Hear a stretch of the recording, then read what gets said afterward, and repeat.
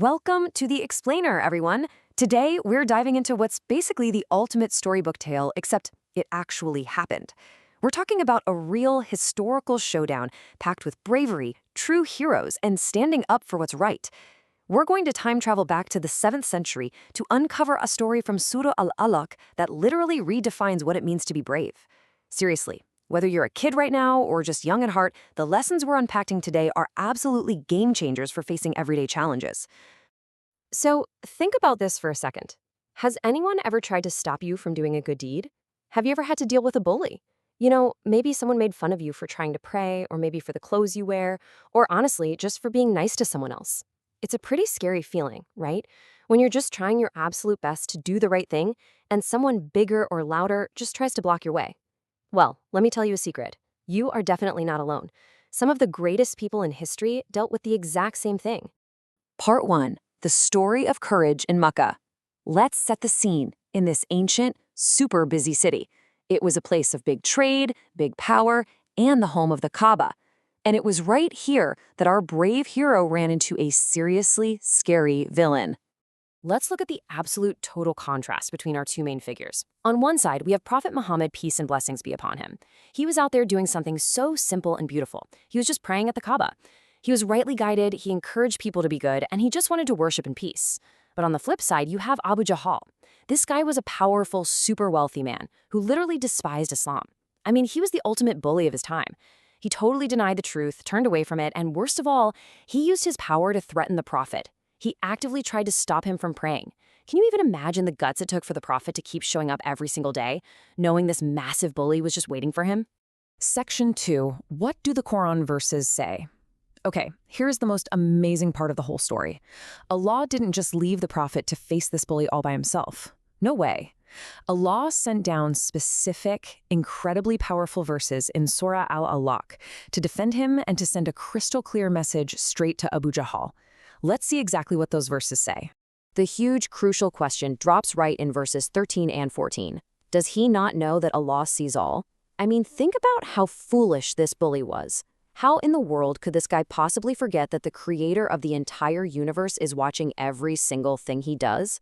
Abu Jahl walked around thinking he was the absolute king of Mecca, but these verses are a huge reality check.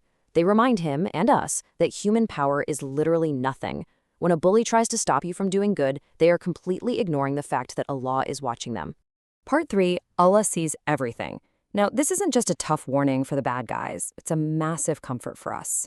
When you're out there trying your best, putting in the actual effort to pray, to be honest, and just to be kind, even when it's super hard, Allah sees all that effort. And maybe just as importantly, he sees when people try to stop you or make you feel bad about it. Seriously, you are never, ever unseen. And that leads right into the intense warning Allah gives next in verses 15 and 16. The Arabic word here is an-nasiya, which translates to the forelock. That's the hair right on the front of the head. In the Quran, this specific part of the head actually represents the part of a person that makes choices, the part that lies and sins.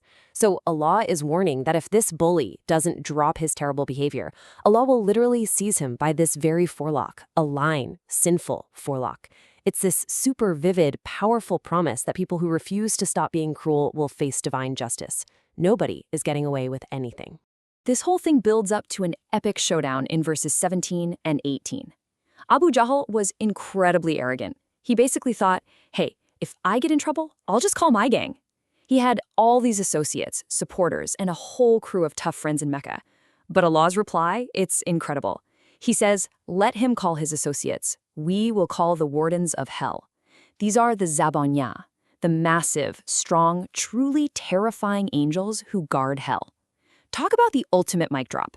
Even if a bully calls their entire gang for backup, Allah is infinitely stronger, and his backup is unimaginably powerful. Earthly gangs mean absolutely nothing against Allah. So what's the game plan? What do we do when faced with all this? Well, the divine solution given in verse 19 is simple and beautifully empowering. Keep praying. Don't listen to the bad person. Prostrate and draw near to Allah. Allah is telling the Prophet, and by extension all of us, to just totally ignore the bully. Don't even give them your energy.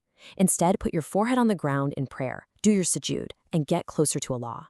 The absolute best defense against a bully trying to pull you away from your faith is just to dive even deeper into it, Okay, so how do we actually apply this stuff? For everyday heroes like you, the lessons are pretty clear.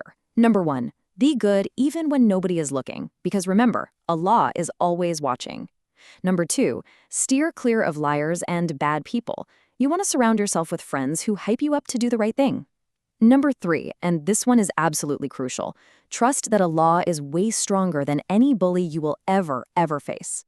And finally, when you feel sad or a little scared, don't just hold it all inside. Make extra dua, do some extra prayers, and just talk to Allah about it. He's always listening. Part 4. Practical steps for patience and courage. All right, we've talked about the history, we've explored the big ideas, but I promised you a totally practical toolkit, a real-world plan for exactly what to do if someone bothers you while you're trying to pray or do a good deed.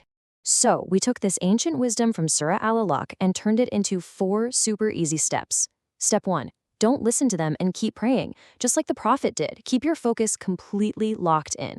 Step 2. Tell your parents or a teacher.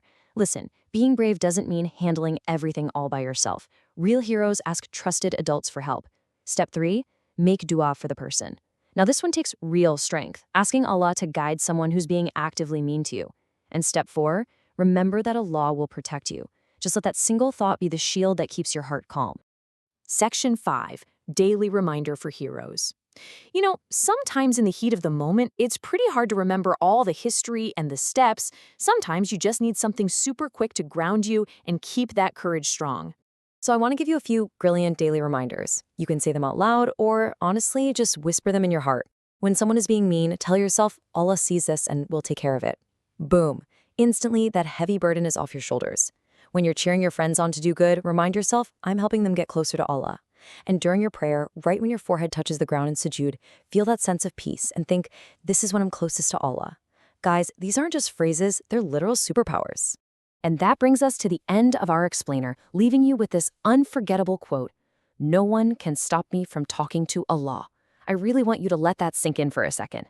It doesn't matter who they are or how loud they are, nobody has the power to cut your connection with your Creator. So the next time you go to pray, I want you to remember this story. Stand up tall and ask yourself, if the Creator of the entire universe has my back, what is there left to be afraid of? Keep being brave, keep doing good, and I'll see you in the next explainer.